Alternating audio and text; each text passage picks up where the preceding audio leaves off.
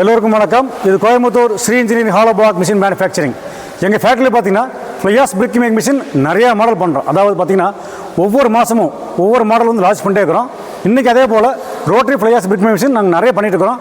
அதுலேயே ஒரு new launching, அது என்ன லான்ச்சிங் அப்படிங்கிற பார்க்க போகிறோம். வாங்க அதை பற்றி பார்ப்போம். இது பார்த்தீங்கன்னா ரொட்டேட்டிங் டைப்பு கல் பார்த்தீங்கன்னா அடிச்சு ரோலிங்கில் வந்துகிட்டே இருக்கும். அதாவது இந்த மாதிரி டை வந்து மொத்தம் 3 டை மாட்டியிருப்போம். ஒரு பாக்ஸில் 2 கல் வர மாதிரி, இங்கே 2, அந்த பக்கம் 2, அங்கே 2, அந்த மாதிரி போட்டு மொத்தம் 6 போட்டிருப்போம். இதில் பார்த்தீங்கன்னா கல் அடிச்சு இப்படி வெளியே வந்துகிட்டே இருக்கும். இப்படி எடுத்து வச்சுட்டே இருப்பாங்க, டக்குன்னு எடுத்து வச்சுட்டே இருப்பாங்க. இதோடைய ப்ரெஸ்ஸிங் கெப்பாசிட்டி பார்த்தீங்கன்னா 50 டன் கெப்பாசிட்டி. இந்த மிஷினுடைய கெப்பாசிட்டி 50 டன் கெப்பாசிட்டி. அதே போல் நாங்கள் பண்ணக்கூடிய மிஷின் பார்த்தீங்கன்னா 50 டன் மட்டும் தான் பண்ணுறோம். நாங்கள் வேறு எந்த மாடலும் பண்ணுறதில்ல. 40 டன்னு 30 டன்னு பண்ணுறதில்ல. ஒன்லி 50 டன் மட்டும் தான் மிஷின் பண்ணுறாங்க.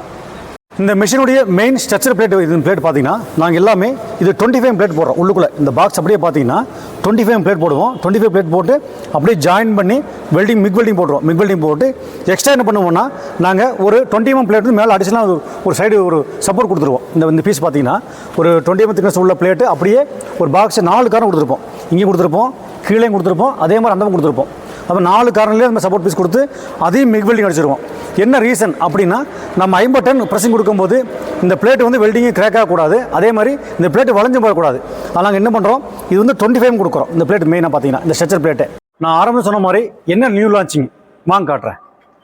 இதுதான் அந்த new launching hydro motor setting போட்டிருக்கோம். பார்த்தீங்களா, சாதாரணமாக வந்து நாங்கள் என்ன பண்ணியிருப்போம்னா சிங்கிள் சைடில் செட்டிங் போட்டிருப்போம். இது பாருங்கள், இந்த செட்டப் மட்டும் இருக்கும்.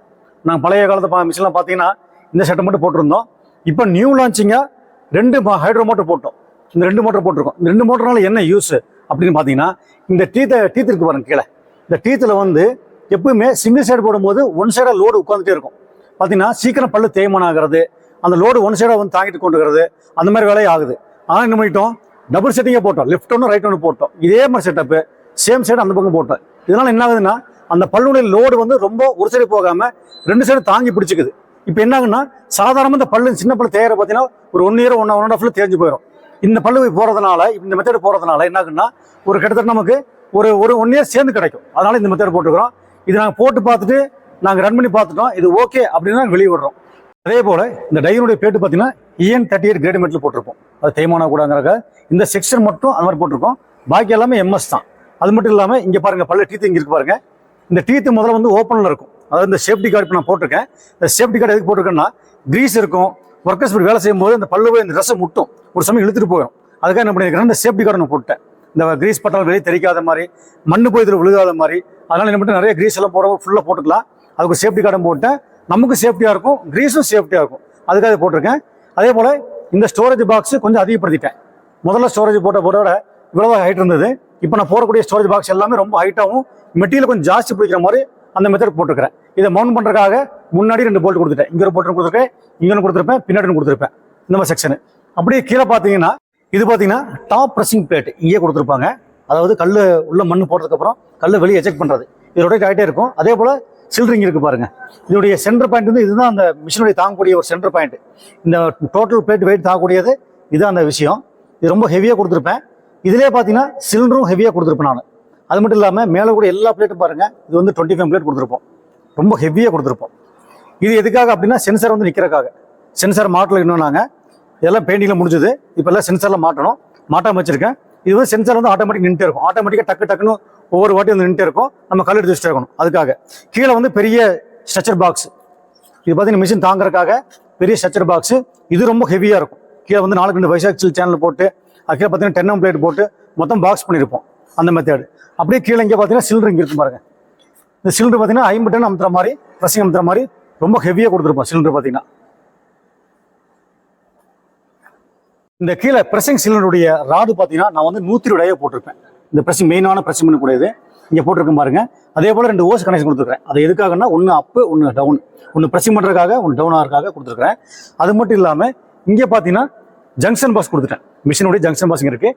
இதில் வந்து மெட்டல் சாக்கெட் மாட்டிடுவாங்க பாருங்க. மெட்டல் சாக்கெட் போட்டிருக்கேன் பாருங்க. 2 சைட் கொடுத்துருப்பேன். ஒன்று பின்னாடி ஒன்று கொடுத்துருப்பேன், ஒன்று முன்னாடி கொடுத்துருப்பேன். இப்போ இது கனெக்ஷன் எங்கே வருது அப்படின்னா இங்கே பேனல் போட்டு வந்துடும். இது எல்லாமே 3 பேஸ் லைன் பவர் எல்லாம் மாட்டியிருக்கேன் பாருங்கள். எல்லா கனெக்ஷன் மாட்டியிருப்பேன். முன்னாடி இப்படி மெட்டல் சாக்கெட் இருக்கும், அதே மாதிரி பேக் சைடு ஒன்று கொடுத்துருப்பேன். இது எதுக்காக கேட்டால் இந்த பவர் பேக் ஆப்ரேட்டிங் பண்ணுறதுக்காக அந்த மெத்தட் கொடுத்துருக்கேன். எல்லாமே யூகன் வால்ஸ் கொடுத்துருக்கேன் பாருங்க. A to Z எல்லாமே யூகன் வால்ஸ். அதுபோல் இங்கே 2 வால்ஸ் இருக்கும். இது எல்லாமே கனெக்ஷன் கொடுக்காம வச்சிருக்கேன். இதெல்லாம் பெயிண்டிங் ஒர்க் முடிச்சது, எல்லாம் ஃபினிஷிங் ஆயிடுச்சு. நாங்கள் இதெல்லாம் முடிச்சிருவோம். சைட்டுக்கு போனதுக்கப்புறம் தான் இந்த ஒர்க்கில் மற்ற ஒர்க்கில் பண்ணுவோம். அதே போல் மோட்ரு பாருங்க, இது வந்து 15 HP motor, Crompton Greaves brand போட்டிருக்கேன் பாருங்க. இது ஆக்சுவலாக 20 HP பாடி. அது நாங்கள் ஸ்பெஷலாக சொல்லி அதை வாங்குவோம், 5 HPக்காக போட்டு வாங்குவோம். அது மட்டும் இல்லாமல் இங்கே வந்து பார்த்தீங்கன்னா கூஜன் பம்பு. இந்த பம்பு ரொம்ப பெரிய பம்பு, இது 10/6 சொல்லுவாங்க, ரொம்ப ஹெவியாக இருக்கும். இதுதான் மெயினாக, அதாவது மிஷினில் பார்த்தீங்கன்னா பவர் பேக் தான் மெயின். இந்த மொத்த செக்ஷனும் இந்த பம்பு இந்த மோட்டர் தான் மெயினான விஷயம். அது ரொம்ப நாங்கள் ஹெவியாக கொடுத்துருக்கோம். அதையே இதுதான் ஆயில் டேங்கு. இதுக்குள்ளே பார்த்தீங்கன்னா நாங்கள் 300 லிட்டர் ஆயில் உள்ளே ஊற்றி கொடுத்துருவோம். ஹைட்ராலிக் 68 கிரேடு ஆயில் ஊற்றுறோம். அது மட்டும் இல்லாமல் வெளியே பார்த்தீங்கன்னா ஒரு கூலர் மாட்டியிருக்கேன்.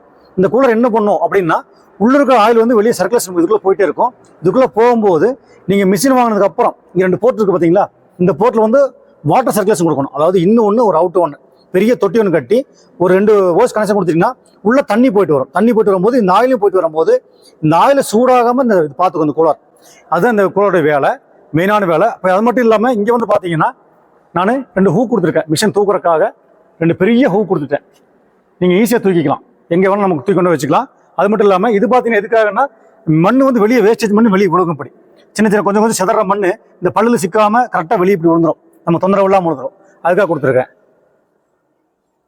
இந்த மிஷினுடைய ப்ரொடக்ஷன் எப்படின்னா 8 மணி நேரத்துக்கு 10,000 பிளாக் வந்துடும். எப்படின்னா 1 மணி நேரத்துக்கு 1250 பிளாக் அப்படிங்கிற எடுத்துக்கலாம். இந்த இடத்துல மொத்தம் 8 மணி நேரத்துக்கு 10,000 பிளாக். அது மட்டும் இல்லாமல் இங்கே வரக்கூடிய பிளேட், மெயினான பிளேட், இந்த தாங்கல் பிளேட் பார்த்தீங்கன்னா இது வந்து நான் 30 mm திக்னஸ் உள்ள 2 பிளேட் கொடுத்துருப்பேன். இங்கே பாருங்க, இது மெயினான பிளேட், ஸ்ட்ரக்சர் பிளேட்.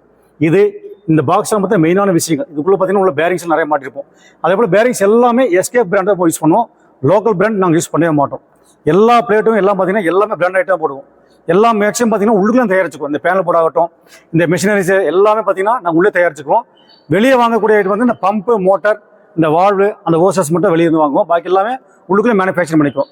ஏன் நாங்கள் உள்ளே மேனுஃபேக்சர் பண்ணுறோம்னா, நாங்கள் வெளி மாநிலங்கள் எக்ஸ்போர்ட் அப்படி நிறைய பக்கம் சப்ளை கொடுத்துருக்குறோம். அப்படி கண்ணுக்கு தெரியாத நிறைய தூரத்துக்கு போகுது.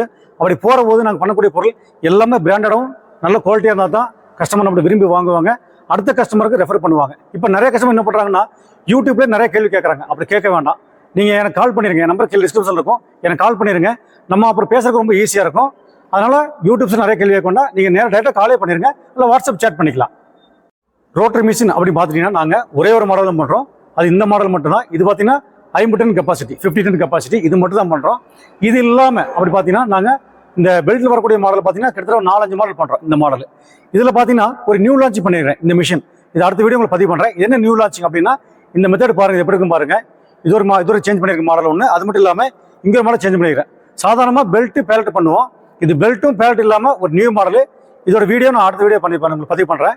இப்போது இந்த மிஷின் கூட என்னென்ன வரும் அப்படின்னு கேட்டிங்கன்னா, ஒரு 500 கெப்பாசிட்டி உள்ள பேன் மிக்சர் மிஷினு, ஒரு 20 அடி நீளமுள்ள ஒரு கன்வேயர் செட்டு ஒன்று, அப்புறம் ஹைட்ராலிக் பேலட் ட்ராலி 2, 4 சின்ன ட்ராலி, அப்படி மொத்தம் பேக்கேஜும் வாங்கிக்கலாம். இல்லை நீங்கள் ஆல்ரெடி ரன் பண்ணிக்கிறீங்க, எனக்கு மிஷின் மட்டும் போதும், மற்ற ஐட்டம்லாம் எங்கிட்ட இருக்குது அப்படின்னு சொன்னாலும் நீங்கள் மிஷினாகவும் வாங்கிக்கலாம். இதுதான் இதோட மொத்த பேக்கேஜ்.